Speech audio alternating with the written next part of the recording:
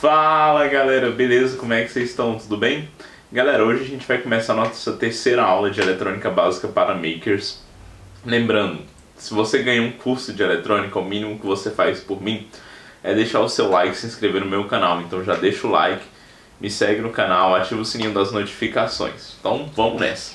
Galera, na aula de hoje a gente vai aprender então sobre diodos. Então, o que é um diodo? Para que serve um diodo? O diodo é um componente eletrônico que só permite a passagem da corrente elétrica por um lado. Então, ele é um equipamento que serve para proteger o nosso circuito elétrico. Ele é um equipamento que serve como chave, querendo ou não. E ele é um equipamento que serve também como retificador, tá? Retificador é a parte de fonte, não é um conteúdo que a gente vai abordar nessa aula de hoje.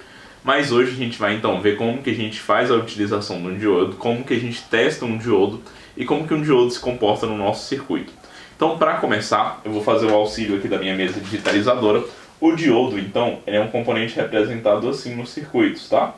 E aí, essa parte aqui tá ligada. E aí o diodo, ele só permite a passagem nesse sentido. Então, se a gente, por um acaso, tenta passar a corrente nesse outro sentido, ele não vai permitir a passagem dessa corrente, tá? E aí, então, o diodo num circuito, ele vai permitir, por exemplo, a passagem nesse sentido. Então, deixa eu fazer uma representação básica de circuito aqui.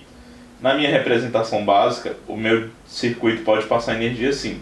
Se por um acaso tentar voltar uma energia daqui para cá, o meu diodo ele vai basicamente funcionar como um circuito aberto. Então, naquele sentido passa, nesse sentido ele não passa.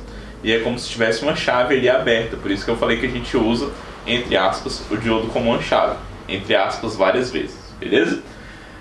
Galera, então o que acontece? Ele só conduz nesse sentido e com uma condição: se esse lado aqui for mais positivo do que esse lado de cá, beleza? E aí na ponte retificadora a gente consegue então filtrar todos, né, todos os sentidos, mas num sentido só assim não. Professor, como assim? Deixa eu dar um exemplo mais simples, mais visível.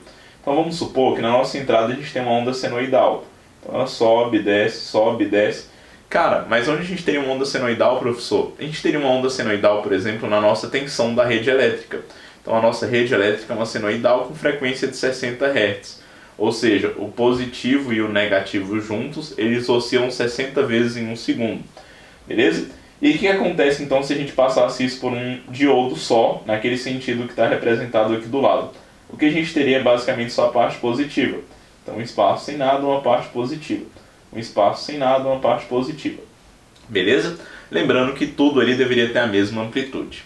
Bom, agora que você já viu mais ou menos como um diodo funciona, vamos ver um outro exemplo. Então, por exemplo, vamos supor que a gente tem agora um circuito com Arduino. Então, a gente tem uma plaquinha aqui com Arduino. A gente ligou esse Arduino num computador. Então, um computador, um notebook ou qualquer dispositivo do tipo. Então, a gente tem aqui um computador. E aqui a gente liga então um circuito de potência, tá? Por exemplo, uma automação de casa. Então vamos supor que a gente está controlando uma lâmpada ou até mesmo uma carga indutiva, que normalmente é o que mais dá problema, né? Então vamos supor, por exemplo, que a gente está controlando um motor utilizando um Arduino e esse Arduino está ligado no nosso computador. Se a gente por um acaso tem algum problema nesse circuito aqui, essa tensão ela pode voltar, então ela vai voltar por aqui e vai danificar o nosso Arduino, que porventura também pode danificar a nossa porta USB. Então o que a gente faz nesses casos, galera? É interessante a gente adicionar aqui um diodo, ó. Então a gente adiciona um diodo nesse sentido. E aí o que acontece? O nosso Arduino ele só vai passar a tensão assim. Se por um acaso a tensão tentar voltar, o nosso diodo não vai deixar com que ela volte. Ah, mas isso nunca acontece. Galera, já aconteceu, inclusive eu já vi isso acontecendo, tá? E aí quando aconteceu isso com um colega de faculdade, um conhecido bem distante, ele queimou a porta USB do computador dele e só, mas poderia ter danificado mais coisas, tá? E outra coisa, galera, o diodo ele suporta muita porrada. Então, por exemplo, se fosse uma fonte, né? A fonte normalmente, uma fonte retificada, né? Ela começa ali então o seu circuito com diodos. A gente tem a entrada, passa pela fonte de diodo e a gente tem um circuito mais à frente. O diodo ele aguenta muita porrada, então provavelmente o diodo nunca vai queimar. Então quando a gente tem uma fonte, normalmente o que queima são outros circuitos, a não ser que passe uma tensão exorbitante ali, mas normalmente um diodo aguenta bem, tá? Ah, significa que ele nunca queima? Não, mas ele aguenta bem e ele é fácil de testar. Então vamos aproveitar que a gente está falando disso e vamos para os testes, vem comigo. Galera, para mostrar então o funcionamento, eu vou utilizar aqui um multímetro, tá?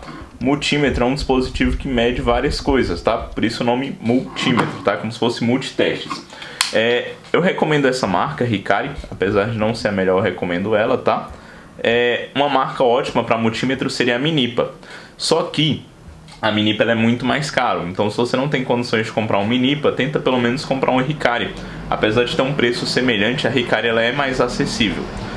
Tem uns multímetros amarelinhos no mercado, eu não recomendo. Por quê? Um multímetro bom, ele tem mais proteção, ele é mais independente. Então, por exemplo, no multímetro Minipa, se você fizer alguma cagada, provavelmente você vai trocar o fusível e ele vai voltar a funcionar. No multímetro ruim, quando você faz uma cagada, você perdeu todo aquele multímetro.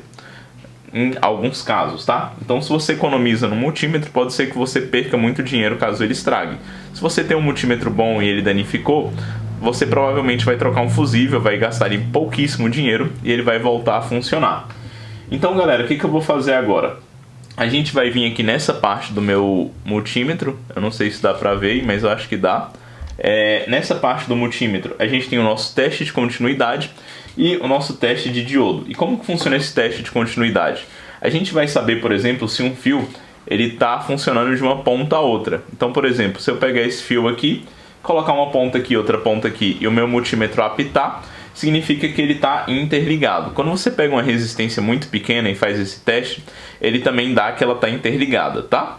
E aí o diodo não necessariamente ele vai apitar, mas ele vai mostrar aqui um valor. E aí se você testar o diodo pelo outro lado, ele não vai funcionar.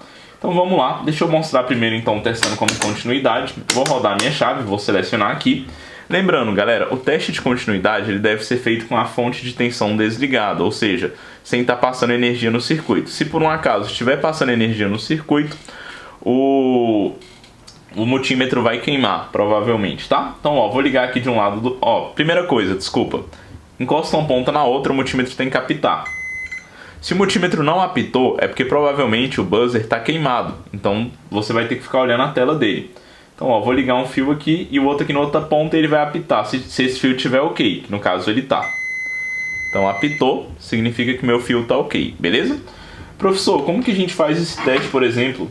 Vamos testar aqui na resistência e depois no multímetro. Então, ó, vou botar o together aqui e o outro aqui. Não apitou, mas diminuiu ali o valor. Deixa eu pegar uma resistência menor. Então, colocar de um lado, colocar do outro. Nesse caso, apitou, porque como eu falei, essa resistência é muito baixinha.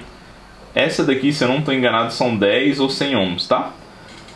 Depois dá até para testar. Então o que eu vou fazer? Vou testar agora o meu multímetro, tá? E aí como eu falei, como eu não falei ainda, né? Mas essa linhazinha aqui é aquela mesma linha do desenho. Então, por exemplo, nesse sentido ele conduz, nesse sentido ele não conduz. Então, por exemplo, se a gente ligou lá no circuito de potência, se a tensão for voltar daqui para cá, ela não vai passar, só vai passar daqui para cá. E se esse lado for mais positivo que esse. Então vou botar a ponta positiva do multímetro aqui, a ponta negativa aqui, e aí nessa hora eu vou tentar focar aqui no multímetro. Opa. Ó. E aí quando eu colocar aqui, ele vai alterar ali o valor. Ele não vai chegar a apitar, mas ele vai alterar o valor.